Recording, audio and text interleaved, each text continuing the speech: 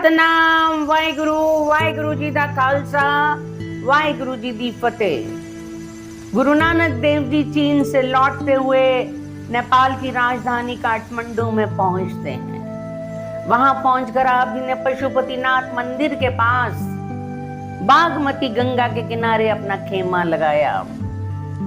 वहां पर पर्यटक भी आते रहते थे।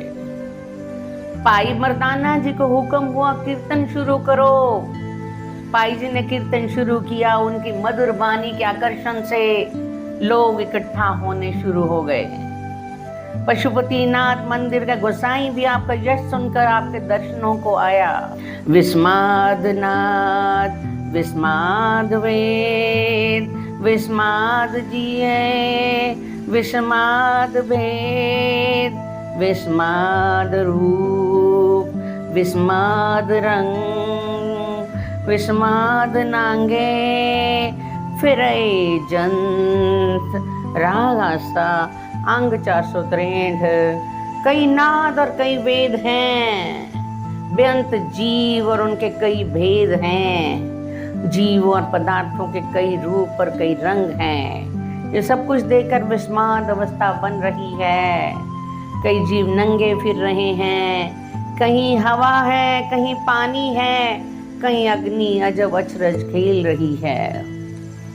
कीर्तन खत्म होने के बाद जिज्ञासुओं ने अपनी शंका के समाधान के लिए गुरु जी से प्रश्न किए ताकि उनकी आध्यात्मिक रुकावटें खत्म हो सकें। जब गुरु जी प्रवचन कर रहे थे तब पशुपतिनाथ मंदिर के गोसाई ने प्रश्न किया, आप जी केवल निराकार उपासना में विश्वास बनाए हुए हैं, हमें तो दोनों में कोई अंतर मालूम नहीं होता।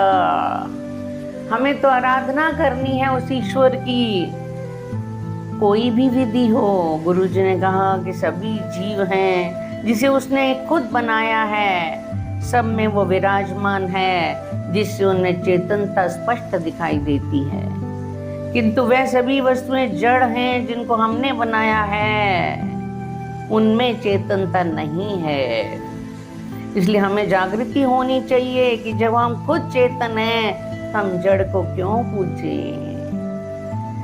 गुरु नानक देव जी नेपाल से लौटकर रुहेलखंड पहुंचते हैं, जो बहुत बड़ा व्यापारिक केंद्र है, जहां पर पशु मंडी लगाई जाती थी। लोग क्रय विक्रय खरीद फरोख्त करने के लिए दूर दूर से आते थे। वहां व्यापार के कारण स्थानीय जनजीवन खुशहाल था। किसानों, व्यापारियों तथा अमीर लोगों को खेती और मजदूरों, घरेलू नौकरों, दासों की जरूरत पड़ती थी। इसलिए लोग बंधुआ मजदूरों की तलाश में रहते थे। कुछ असामाजिक तत्व गरीबों की मजबूरी का फायदा उठाकर उन्हें बहला फुसलाकर अच्छी मजदूरी का लालच देकर आदिवासी क्षेत्रों से लाकर बंधुआ मजदूरी के लिए बेच देते थे। इस तरह से कुछ अवांछनीय तत्व बच्चों, स्त्रियों को बेचने के घृणित कार्य में लगे रहते थे। गुरुजी जब भीड़ भाड़ वाले पशु मेला क्षेत्र में पाई मर्दाना जी के साथ कीर्तन कर रहे थे तो वहां आपके पास एक बिलखती हुई महिला आई। प्रार्थना करने लगी कि उसके बच्चों को एक दलाल अच्छी मजदूरी का लालच देकर ले आया है। उसने बच्चों को यहाँ बेच दिया है। अब उनका कोई पता ठिकाना नहीं है, पता नहीं किस हाल में होंगे। कृपया करके उस दलाल से मालूम कर देवें कि मेरे बच्चे कुशल तो हैं। गुरुजी इस दुख को सुनकर बहुत गंभीर हो गए। उन्होंने कहा, आप धैर्य रखें, हम इस सामाजिक कलंक को मिटाने के लिए कुछ करते हैं, हो सकता है कुछ समय लग जाए। इस पर गुरुदेव जी ने पाई मर्दाना को कुछ रहस्यमय बात बताई और आदिवासियों जैसी वेशभूषा पहनकर दलालों के आगे अनजान व्यक्ति बनकर निकल गए। आदिवासी वेश में देखते ही दलालों ने उन्हें अपना शिकार समझकर घेर लिया और कहा, अरे तू कहाँ भाग गया, तू तो हमारा दास है। गुरुजी को पकड़कर मंडी में बेचने लगे। गुरुजी ने कोई प्रतिरोध नहीं किया। उनकी बोली लगाई गई। स्वस्थ थे, हष्टपुष्ट थे, इसलिए उनके दाम ऊंचे लगे। अंत में एक अमीर व्यक्ति ने उनको घोड़ों के मूल्य पर खरीद लिया और ले जाकर एक पीर को भेंट में दे दिया। पीर जी प्रसन्न हुए, गुरुजी उसकी गुलामी करने लगे। पीर जी जो कहते वह सब कुछ दे देते, घंटों का काम मिनटों में निपटा देते। पीर जी आश्चर्यचकित होने लगे कि ऐसा आज्ञाकारी दास उन्होंने पहले कभी नहीं देखा, जो मन लगाकर काम करता हो और बदले में किसी वस्तु की इच्छा भी ना करता हो। एक दिन सुबह सुबह गुरुजी एकांत में गा रहे थे, मुल्ल खरीदी लाला गोला, मेरा नाम सभागा, गुर की बचनी हाट बिकाना, जित लाया तित लागा, तेरे लाले क्या चतुराई, साहब का हुक्म न करना जाई। राग मारू मल्ला 1 अंग 991। इसका अर्थ है, हे प्रभु मैं आपकी आज्ञा के अनुसार बिक गया, मैं भाग्यवान हूँ क्योंकि तेरे आदेश का पालन करने का शुभ अवसर मिला है। आप जिस काम में मुझे लगाओगे मैं उसको करने के लिए कोशिश करूँगा, परंतु मैं अल्पज्ञ हूँ, मुझे कोई ज्ञान नहीं है, इसलिए मुझसे अपने स्वामी की आज्ञा पालन पूरी रूप से नहीं हो पाती, कोई ना कोई कोर कसर रह जाती है। गुरुदेव के गाने की मधुर धुन से आकर्षित होकर पीर जी ने गुरुजी की वाणी में अपने मन को जोड़ लिया। शब्द पूरे होने पर उनका चेहरा देखा कि ये तो नूरी कोई व्यक्ति हैं, साधारण नहीं हैं। वे सोचने लगे कि गुलाम के रूप में कौन हो सकता है जो वास्तव में इतना तेजस्वी है। गुरुजी से प्रश्न किया, आप कौन हैं? आपका मेरे यहाँ गुलाम बनकर आने का कारण क्या है? उत्तर में गुरुजी ने कहा, तुम पहचानने की कोशिश तो करो, तुम्हारी चेष्टा व्यर्थ नहीं जाएगी। कुछ सोचते हुए पीर कहने लगा, मैंने नानक जी के नाम के एक फकीर की बहुत उपमा सुनी है, कहते हैं उसके कलाम में जादू की तासीर है, कहीं आप वही तो नहीं हैं जिसे लोग नानक निरंकारी कहते हैं। उत्तर में गुरुजी ने कहा, आपने ठीक पहचाना।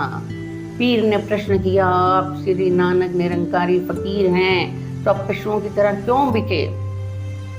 क्या आपको मालूम नहीं यहाँ अजनबी लोगों को दास बना लिया जाता है? गुरुजी ने कहा, मैं मालूम था, इसलिए दास बनकर आया हूँ। दासों की दास्तान जानी जाए, इस बुराई के लिए आंदोलन शुरू किया जाए। पीर ने कहा, क्या आपको पूरा भरोसा है आप इस नेक काम में सफल हो जाएंगे?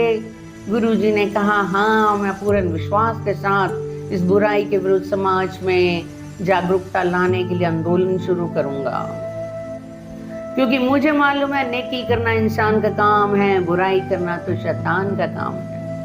मैं समाज में नेकी के असूल की लड़ाई करूंगा। पीर ये सुनकर गुरुजी के चरणों में गिर गया। उसने अपने सभी नामवर पठानों को जो कि उसके मुरीद थे बुला भेजा और गुरुजी से उनको अनेक आचरण करने का उपदेश दिलवाया कि कोई इंसान दूसरे इंसान को जानवरों की तरह से गुलाम नहीं रख सकता, क्योंकि ये बात खुदापरस्ती के खिलाफ है। ये सुनकर सबने गुलामों को आजाद कर दिया। आगरा से मथुरा के केशव देव मंदिर के निकट पहुंचे। उन दिनों केशव देव मंदिर एक छोटा सा भवन था। गुरुजी ने पाई मर्दाना को कीर्तन करने का आदेश दिया। मधुर वाणी सुनकर वहां का पुजारी, बहुत से भक्त जो तीर्थ यात्रा करने आए हुए थे गुरुदेव के पास आ गए। कीर्तन खत्म होने पर उन्होंने जिज्ञासा व्यक्त की है, गुरुदेव, हम लोग यहाँ मथुरा में कल्याण हेतु यात्रा करते हैं, लेकिन यहाँ तो झूठ का बोलबाला है, बेईमानी है। जिन लोगों ने धर्म का प्रचार करना था वह खुद अधर्मी हैं, विनाश के मार्ग पर चल रहे हैं। ये सुनकर गुरुजी ने कहा, भक्तजनों, बात ये है, आप लोग इनको जो रुपए दान दक्षिणा में देते हैं वह धन इतना अधिक होता है कि ये लोग उस धन का दुरुपयोग करना शुरू कर देते हैं। धीरे धीरे संस्कार भ्रष्ट बन जाते हैं। वास्तव में जो लोग परिश्रम न करके दान में मिले रुपयों से अयाशी विलासिता का जीवन व्यतीत करते हैं, वे आचरण से गिर जाते हैं। पुजारी ने कहा, बात यह है, ये समय कलयुग का है, इसलिए चरित्रवान होना संभव नहीं। गुरुजी ने कहा, पुजारी जी आप अपने आप को धोखा दे रहे हैं, मन में झूठा भ्रम पाले बैठे हैं। वास्तव में कलयुग क्या है? ये कोई विशेष वस्तु का नाम तो है नहीं, वह मन की एक अवस्था का नाम है। जहाँ बुरी विचारधारा के लोग होंगे, कुछ संगत करेंगे, वहाँ क्लय क्लेश होगा, वही कलयुग है। जहाँ शुभ विचारों वाले लोग सत्संग करेंगे, वही सतयुग है। आप ही बताएं, सतयुग या कलयुग में प्रकृति में अपना कोई स्वरूप बदल दिया है? आकाश, सूर्य, चंद्रमा, तारे, वनस्पति, इनमें तो कोई परिवर्तन नहीं हुआ। नदियां, नाले भी नहीं बदले। वास्तव में हमारी विचारधारा में अंतर आ गया है। जिस प्रकार कोई अपनी आजीविका कमाएगा, वैसा ही उसका विचार बनेगा, उसका आचरण बनेगा। यानी जैसा खाएंगे अन्न, वैसा ही होगा हमारा मन।